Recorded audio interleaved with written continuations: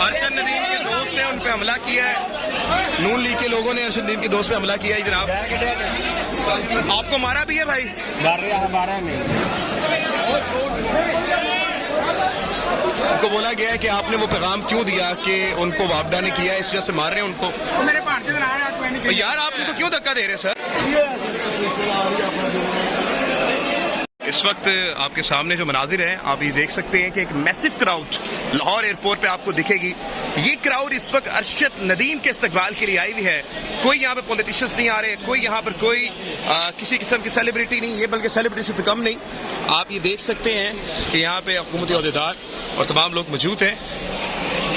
इस वक्त नाज़रीन किराम अरशद नदीम साहब के इस्तकबाल के लिए पाकिस्तान उमड़ आया ऐसा लगता है। नाज़रीन किराम ये देखिएगा, ये मनाजिर हैं लाहौर एयरपोर्ट के। तो सामने मैं आपको दिखा सकूं कि इस वक्त क्या क्राउड है, ये देखिएगा नाज़रीन किराम, एक बहुत मैसिव क्राउड एयरपोर्ट पे इस वक्त आपको दिखेगा। अरशद नदीम जिन्होंने तकरीबन 30 साल के बाद पाकिस्तान में खुशी का मौका लेकर आए, और कोई इस वक्त खुश है नाज़रीन किराम।